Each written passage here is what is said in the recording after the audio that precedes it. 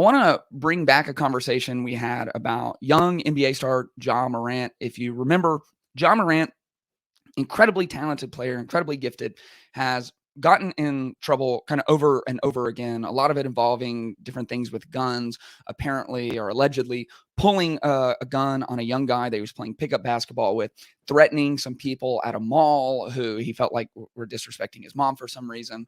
Then he went on Instagram Live. He was in the club. He pulled out a gun. He got suspended for a little while. He got unsuspended, came back into the league, lost in the playoffs, valiant effort, was out with his friend on Instagram Live again, pulled out a gun again. Now he's been suspended. Everyone is kind of waiting to see exactly what's going to happen now, that this is a repeat offense. And very recently, in the last few days, Adam Silver, who's the NBA commissioner, he came out and he talked about this. And there's one thing in particular that he said that was really concerning to me.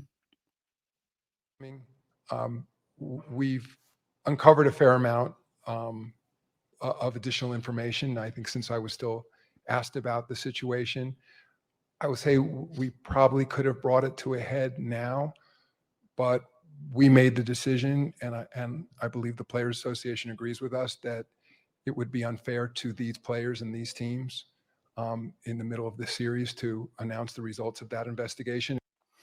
Okay, so they've decided they're not going to tell us what Ja Morant's punishment is going to be until after the finals are over.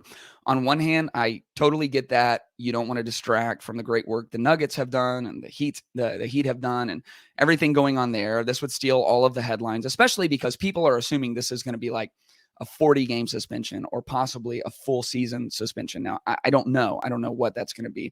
I also think strategically this is smart because you still get to make headlines with it and you build anticipation. So Adam Silver is a businessman. The NBA is a business. And so if you don't come out and give the announcement, you come out and give the announcement that you're going to make the announcement, then you just kind of put everyone on pins and needles. It stirs up a lot of energy and excitement around it. And then whenever he does make the announcement, it'll be a really big deal. The thing that I found troubling is he said a lot of other things have come to light. Like there are a lot of other things that have now shown up. There's a Proverb 26, verse 11. It says, it's kind of graphic, as a dog returns to its vomit, so fools repeat their folly. As a dog returns to its vomit, so a fool repeats their folly.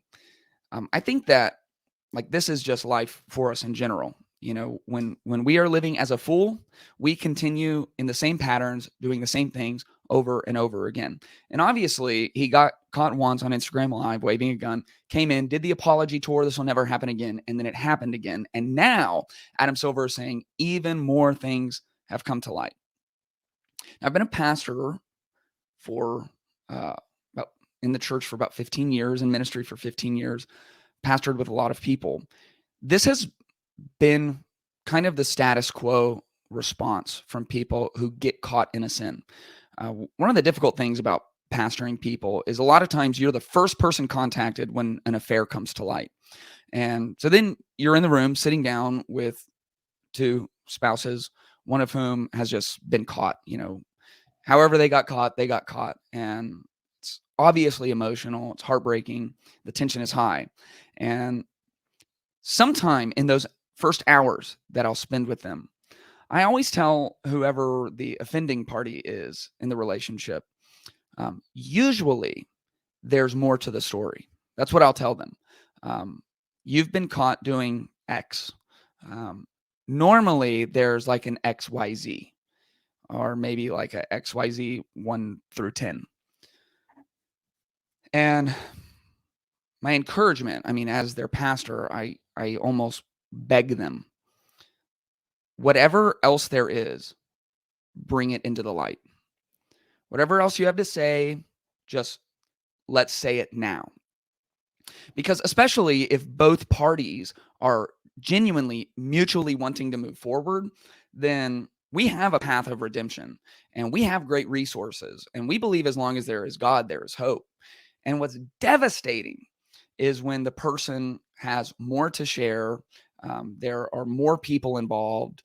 There are different levels of offense.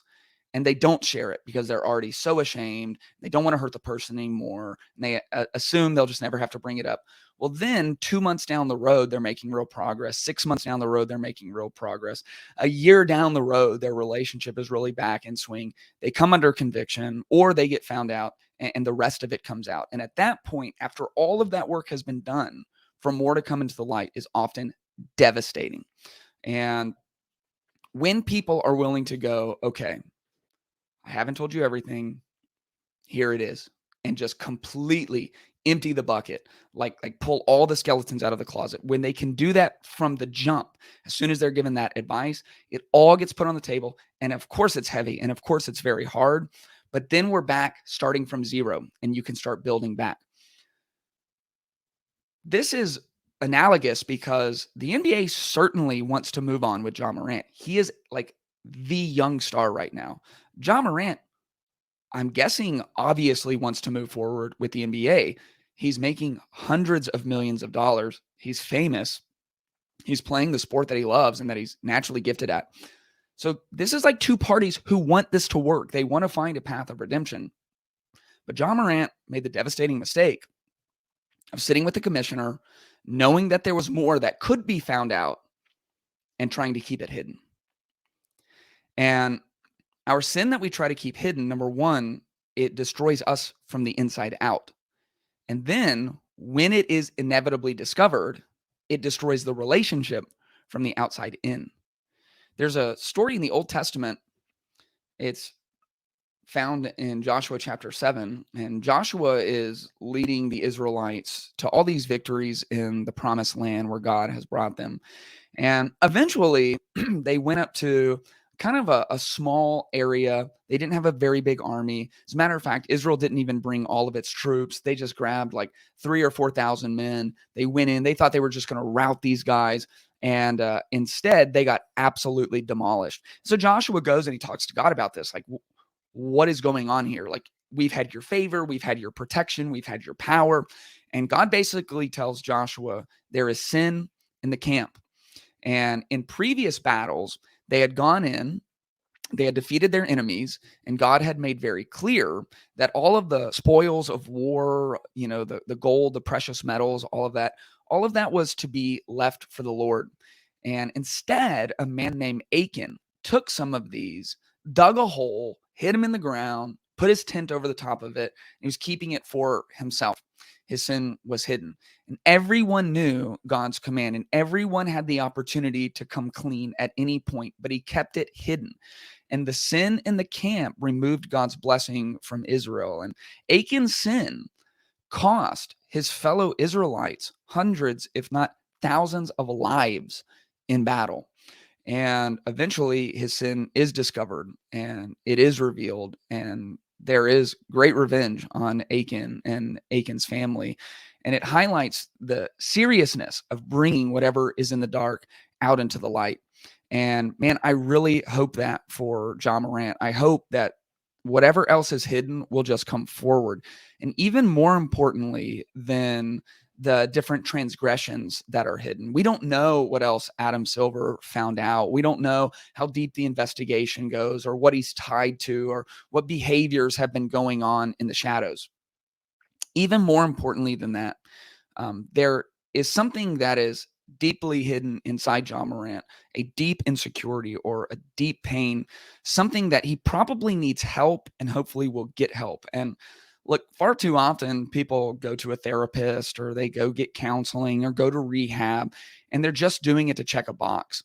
And with all of those kinds of processes, you get out of it what you put into it. So if you're there to check a box, that's what you're going to do. You're going to be an actor doing their best impersonation of someone who actually wants to be at rehab. You're not going to get anything out of it because you're not truly putting anything into it.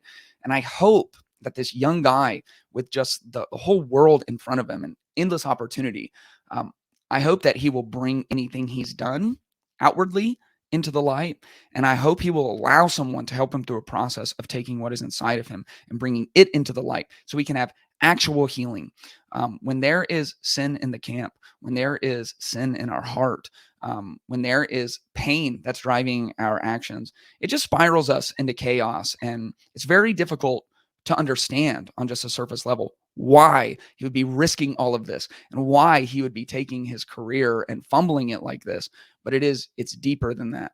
And when the things of this world get a grip of our hearts and a grip of our minds and a grip of our social circles, man, it can just lead us in directions that make absolutely no sense. And yet it seems almost out of our control. So there are things hidden, like Achan hiding the gold and silver under his tent. And I just hope that John Morant will tear that tent back, dig all that crap out, bring it into the light, and be able to move forward into his future.